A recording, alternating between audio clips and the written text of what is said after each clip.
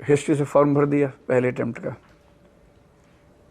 था मैं खिलाड़ी किस्म का व्यक्ति, मतलब बहुत प्रयोग करता था ज़िंदगी में। फॉर्म भर चुका था, उसके बाद बाई चांस एक दिन सोशियोलॉजी की किताब हाथ लग गई किसी की, ऐसे ही पलट रहा था। मैंने कहा तो बड़ा अच्छा सब्जेक्ट है। फिर मैंने कहा इसी से एग्ज़ाम देंगे हम। तो मुझे कई लोगों ने समझाया कि इसी को शास्त्र में गधापन कहा गया है, लेकिन पर मैंने कहा नहीं, अब हिस्ट्री में पढ़ रहा था उस समय एग्ज़ाम के लिए, पर उतना आनंद नहीं आ रहा था पढ़ने में।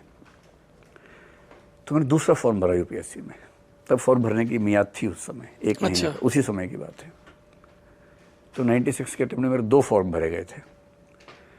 दूसरा सोशियोलॉजी से भरा, और फॉर्म भरने और एग्ज़ाम के बीच में गैप मेरे ख्याल से 4-5 महीने का होता था उस समय। अब भी शायद इतना ही होता होगा।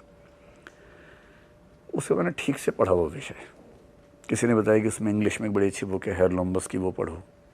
वो पढ़ी तो मुझे लगा कि ये नहीं पढ़ता तो जिंदा होने का फ़ायदा क्या था। इतना अच्छा सब्जेक्ट लगा। अच्छा। हाँ, हिंदी की बुक्स पढ़ी। हिंदी में बुक्स उतनी अच्छी नहीं थी, लेकिन इंग्लिश में अच्छी बुक्स थी। पढ़ लिया सारा। उस समय जनरल स्टडीज़ बिना पढ़े भी काम चल सकता था यदि आपका ऑप्शनल बहुत अच्छा हो प्रीलिम्स में। मैं उसी अप्रोच पे काम कर रहा था। प्रीलिम्स के दोनों मेरे रोल नंबर आ गए थे, क्योंकि यूपीएससी उस समय मैनुअल काम करती थी। तो नियम ये था कि अगर आप 2 फॉर्म भरेंगे तो बाद वाला फॉर्म ठीक माना जाएगा, लेकिन उतना कोई ध्यान देता नहीं था। और मेरा बाद वाला सोशियोलॉजी का था भी वैसे भी।